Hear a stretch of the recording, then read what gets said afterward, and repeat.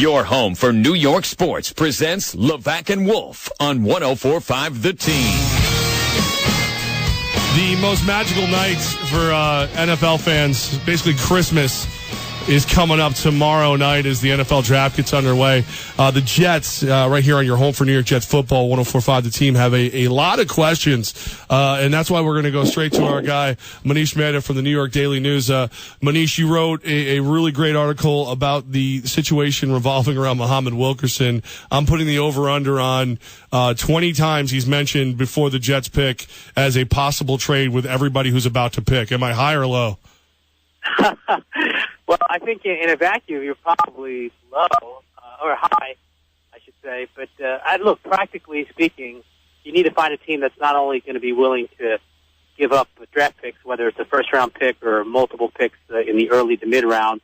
You're going to have to find a team that's also willing to pay him. And he's looking for somewhere in the neighborhood of $45, $50 million in guaranteed money. So that's an awful steep price for any team to pay.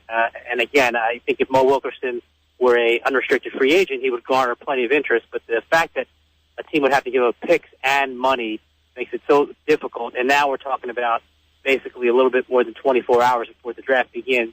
Any trade with Wilkerson would obviously have to have some kind of parameter set with the other team for a long-term deal, and that can't happen when the Jets are on the clock. So with each passing hour, it becomes less and less likely that they deal Wilkerson, even though they want to. Does that mean he's going to be a Jet this year, or we just had to wait longer for the deal to happen? Well, I don't know if they can move him after the draft because what the Jets were looking for is drafting compensation so they can rebuild their roster and replenish some areas of need. And if they're not going to have any picks at their disposal for 2016, I don't think it makes any sense to trade a player shortly thereafter the draft for picks in 2017, which you're not even certain of in terms of where a team is picking, and that just doesn't seem like it makes that much sense. I thought the window of opportunity was over the last month. The Jets really had a good chance, I think, to make a deal to really, again, set their foundation and replenish some obvious areas of weakness. But now you're looking at him playing on the franchise tag at $15.7 million this year. They could theoretically franchise him again next year for a 20% pay increase, which is ends up being about $18.8 million. But again, he's a disgruntled player. He's been disgruntled now for the better part of a year and a half. And I would be very surprised if he shows up in off-season workouts. I wouldn't even rule out the possibility of him holding out when minicamp, which is mandatory, takes place in June, or even when training camp begins. Let's talk a little bit about Ryan Fitzpatrick. What is your take on that situation with the Jets? Well, it's a perfect marriage in theory. He clearly likes playing for Chan Gailey. It's an offense that he's comfortable with. He has two top-end receivers in Brandon Marshall and Eric Decker. He's coming off the best year of his career at the age of 33, so it makes perfect sense for him to come back. And the Jets don't really have any other viable options, so it makes perfect sense for them in the short term to have Fitzpatrick as their quarterback. But the sticking point for the better part of 2 months now has been money in terms of what the team values him at and what he values himself at. He's looking for market value for starting quarterbacks in this league. And in 2016, that's somewhere in the neighborhood of $16 to $18 million. The Jets aren't willing to pay anywhere close to that because they do view him as a short-term bridge quarterback. I think ultimately they'll find a landing spot. It makes too much sense for them not to bring him back, and it makes too much sense for him not to come back. Manish Mehta of the New York Daily News joins us right here, Levack and Wolf, 104.5 The Team. So do the Jets have the money to sign him and the franchise tag for Mo? Yeah, the money's kind of a red herring. I know people like to say, well, they're tight against the cap, and technically they only have about $3 million or so under the cap, but they have a handful of deals that they can easily restructure by converting base salary in 2016 to signing bonus, and what that does is free up additional money and spread out money over the life of that particular contract. And there's about 4 or 5 guys they could do that with. They could do that with Darrelle Revis. I don't necessarily think that's a smart move, but if they wanted to minimize the number of contracts that they would have to alter, they could get a big chunk out of Darrelle Revis, who's due to make $17 million, I believe, in 2016. So the idea that they're tight against the cap, again, while technically true, isn't going to be any kind of prohibitive measure in terms of them bringing in Mo Wilkerson or re-signing Ryan Fitzpatrick. Although Fitzpatrick doesn't really seem to have a lot of options right now, assuming, let's say that doesn't work, where do the Jets go for a quarterback? Well, I think their answer in 2016 in that scenario would be Geno Smith as the starter.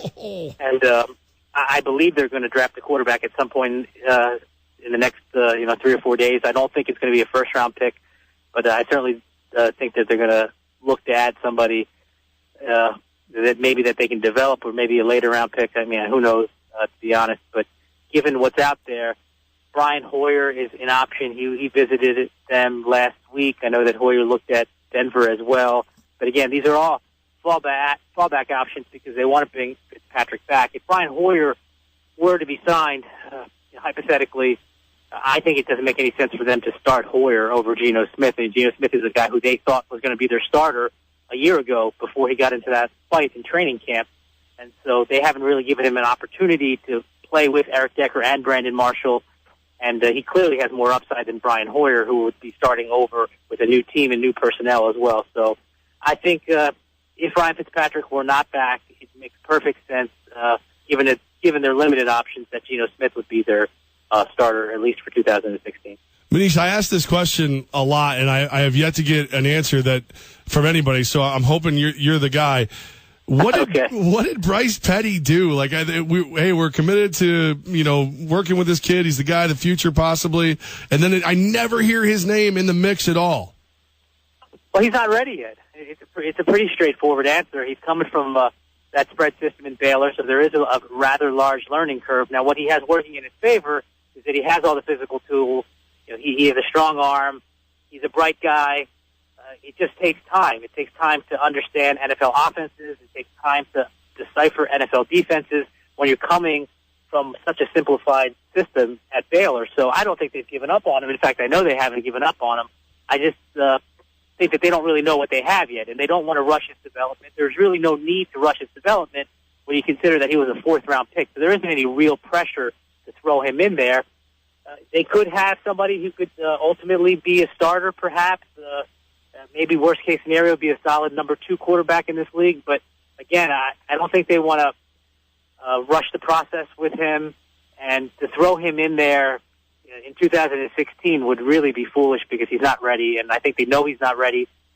They just want to bring him along, at a steady pace and see if he ultimately develops into something. I think they'll have a much better idea a year from now. But I guess the short way of answering your question is that he's just not ready to be a starting quarterback in this league in 2016. Manish Mehta of the New York Daily News joining us on 104.5 The Team. Okay, so Mike McCagnon, he's a scout before he's a GM. What do you see him doing in the first round of the draft? Well, he's been touting what every GM touts, which is they're going to take the best player available. He actually does have a rather short history of doing that by taking Leonard Williams last year when they clearly did need a defensive lineman. But I don't think he's going to have that caliber of player fall into his lap at 20 this year. Last year they picked at 6, so a greater chance of something like that happening. They need an edge rusher. This isn't a great class of edge rushers.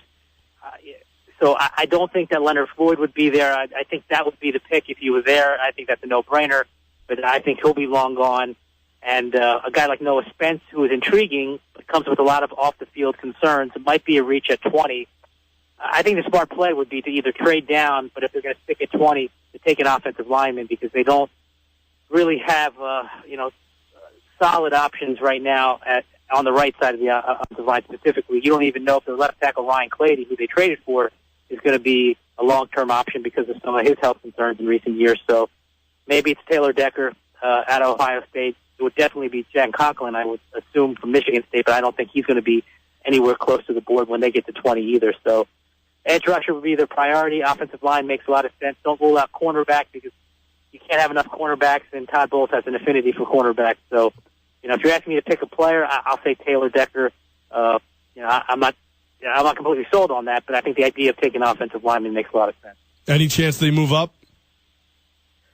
I think their chance to move up was to move really up and try to get their franchise quarterback, and obviously that's not on the table anymore.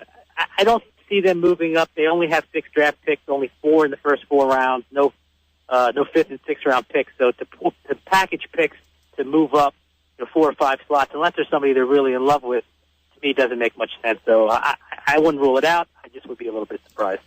Let me ask your opinion on just, a hypothetical. Okay, they take Ryan Fitzpatrick. What do you think, if you had to predict, nobody has a crystal ball, what do you think the Jets' record is next year? They have a harder schedule on paper, and obviously things change when you actually get into the regular season, but they're playing two of the hardest divisions, if not the two hardest divisions in football, in the AFC North and the NFC West this year, compared to last year where they played probably the two easiest divisions in the league, in the NFC East and the AFC South. So on paper, it's much more daunting. I think they're going to take this step back. They were 10-6 a year ago. I think they're going to be closer to a 9-7, 8-8 team. Again, I want to see who they draft and how the quarterback situation shakes out. But if you're asking me to make a prediction now in April, I'll say they'll take the step back and probably finish in the 8 or 9 win range. Oof. Manish Mehta of the New York Daily News. He is the man. He is the man. I know. But that record is scary, but it's honest, and that's why you got to read Manish. Manish. That's the consensus. We've heard it from more than one expert like you. It's scary season. But we really appreciate you, and thanks for making time for us. Enjoy the draft. Thanks, Manish. All right, guys. Take care. Thank you.